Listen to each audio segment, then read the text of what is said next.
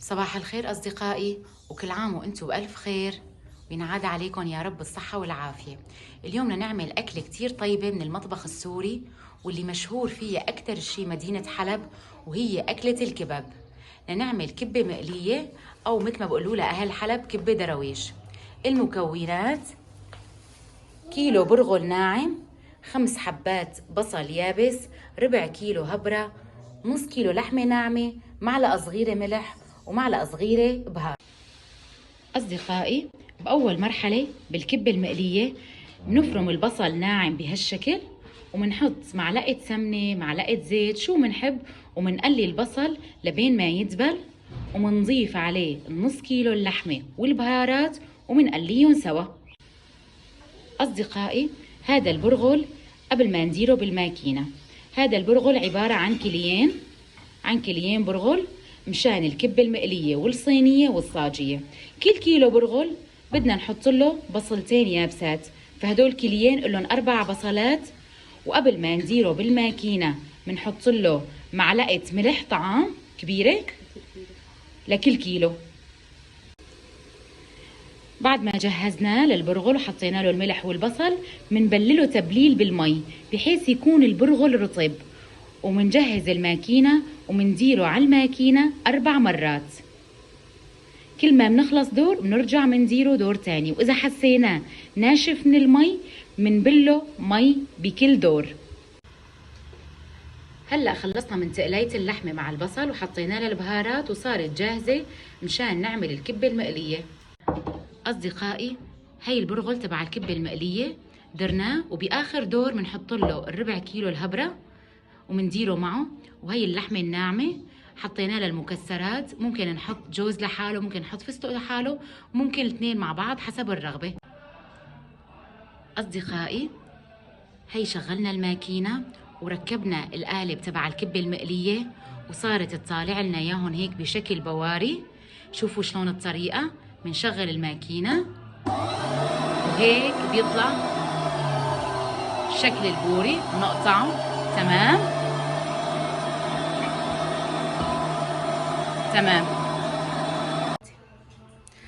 أصدقائي، هلأ جينا لآخر طريقة، لآخر عملية يعني بالكبة المقلية.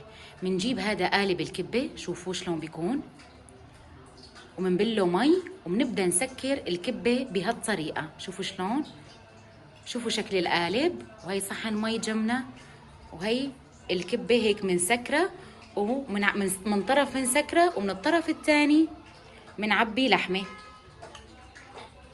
ما منعبيها للأخير، بنترك فيها عقدة إصبع فاضية. تمام. ومنسكرها بإيدنا بهالشكل. طبعا بنكون مجهزين صينية وحاطين فيها كيس نايلو مشان الكبة ما تلزق. شوفوا شلون الشكل النهائي، وبنبدأ بنحط الكبة. أصدقائي، شوفوا الشكل النهائي للكبة المقلية أو الكبة الدراويش قبل القلي. شوفوا شقد لذيذة، ونفس القياس ونفس الحجم. صحة وألف هنا. أصدقائي، بما أنه عملنا الكبة المقلية، هلأ بدنا نعمل كمان نوعين من الكباب، وهو الكبة بصينية والكبة الصاجية. الكبة بصينية والكبة الصاجية بتاخد هبرة أكثر من الكبة المقلية. المكونات لصينية صغيرة و10 أقراص صاجية هي كيلو برغل، 3/4 الكيلو هبرة، نص كيلو لحمة، معلقة صغيرة ملح، معلقة صغيرة بهار، و200 جرام شحمة. أصدقائي، وهذا برغل الكبة صينية، الكبة بصينية بعد ما درناه ودعكنا معه الهبرة، يعني هذا حوالي نص كيلو برغل وحوالي 300 جرام هبرة. شوفوا شلون لازم يكون متجانس. وهلأ منمده بالصينية بفرجيكم شلون الطريقة. أصدقائي، وهي قلينا الكبة تبعت الكبة بصينية والكبة الصاجية. بتفرق عن الكبة المقلية إنه بس ما لها بصل، بس إلها معلقة ملح ومعلقة بهار. وطبعا كبابنا ما بننساهم من المكسرات. جهزنا حوالي 50 جرام جوز و50 جرام قلب الفستق، قسمناهم بالسكينة وقليناهم شوي، وهلا بنضيفهم على لحمة الكبة المقلية ولحمة الكبة بصينية والصاجية. وهلا بنجي للكبة بصينية. بنجيب الصينية وبندهنها بالسمنة وبنقسم البرغل تبع الصينية لنصين مشان يكون عنا طبقتين. أول طبقة منرقة وبعدين بنحط فوقها حشوة اللحمة وبنحط فوقها الطبقة الثانية، بس كل طبقة لازم يكون ارتفاعها بحجم نص سنتي. هلا بدي افرجيكم شلون بدنا نرق. شوفوا هي نص البرغل عملناه دائرة، حطينا فوقه نايلو وبالمي بنمده. شوفوا شلون عم نفتح البرغل. لازم تكون الكبة رقيقة، يعني نص سنتي مو أكتر، لأنه كل ما رقت بتكون أطيب. شوفوا شكل الطبقة بعد ما صارت وشوفوا شقد رقيقة. هلأ بنفتح النايلو مشان نحطها بالصينية.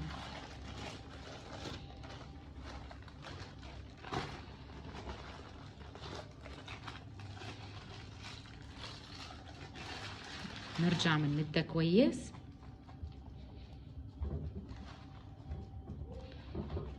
وإذا كان في عنا زوائد بنشيلهم.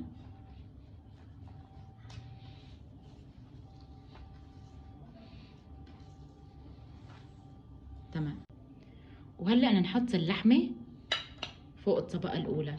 هلأ في ناس بعد ما تبدي الطبقة الأولى بتحط فوقها بيضة مشان تمسك الكبة وما تفرط. أنا ما كتير بفضل هالشي، لأنه إذا كانت الهبرة كميتها منيحة فهي ما بتفرط معنا الكبة وبيكون حجمها وسمكيتها منيحة. شوفوا شو عم بدي اللحمة. تمام. شوفوا اللحمة كيف مديناها، ما بنوصل للحروف الأخيرة. وهلأ بعد ما رقينا الطبقة الفوقانية نحطها فوق اللحمة، يعني بنرقها كويس، نكبسها فوقها مشان تلزق. شوفوا شلون.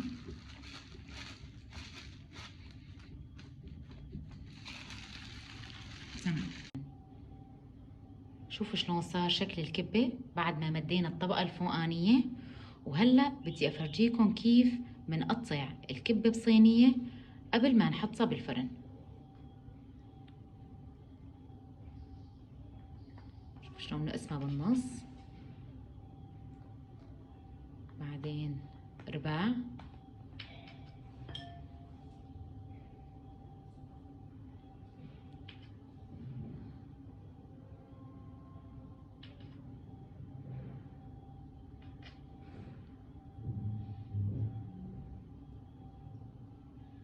هي بيقولوا لها الكبة صينية.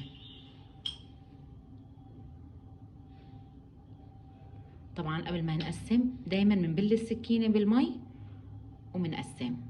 وبس خلصنا تقسيم مندوب 3 معالق سمنة على النار، مندوبهم ومنحطهم على وشها. وهيك صار شكل الصينية بعد ما قطعناها وزيناها باللوز.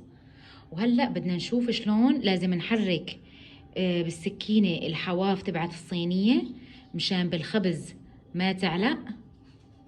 تمام، بالخبز ما تعلق. وهلأ بنكون دوبنا السمنة وبنحطها على وشها 3 معالق سمنة وبنحركها كويس. وبعدين بنحطها بالفرن، تاكل بالفرن من ربع ساعة للثلث ساعة. وأهم الشي إنه يكون طرف الكبة من هالطرف يكون صار زهر، نعرف إنه هي بديت تستوي. هاي شكل النهائي للكبة بصينية. شوفوا شقد صارت لذيذة. صحة وألف هنا أصدقائي. وهي البرغل تبع الكبة صاجية، حوالي نص كيلو برغل، 300 جرام هبرة، ومنديرها كويس معها ومندعكها بشكل جيد. هلأ بنجي على الكبة صاجية، وهي مشهورة فيها أكتر شي حلب. أول شي بنجيب صحن لازم يكون له قاعدة من تحت مشان نرق عليه الكبة اللي هي بدها تكون بهالحجم هاد. هلأ بنجيب الكبة ومنرقها عليه، بنحط كيس ومي. بنكون أخذنا قطعة البرغل ورقيناها. هاي الكبة مشهورة أنها كتير رقيقة، شوف ايش قد رقيقة. هلأ صار عنا قطعتين من البرغل مرقوقات. هلأ بنحط معلقة لحمة وبنمدها، وبعدين بنجيب معلقة شحمة. طبعا الشحمة لازم نكون حطينا لها رشة بهار صغيرة. في ناس بتحط لها للشحمة فليفلة حمراء، نعناع، بس أنا بحط لها بهار. وبنسكرها بهالشكل بالكيس مشان تلزق.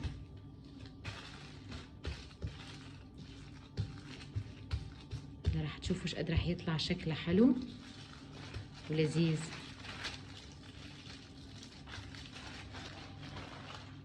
شوفوا هذا هو الشكل النهائي للكبة صاجية.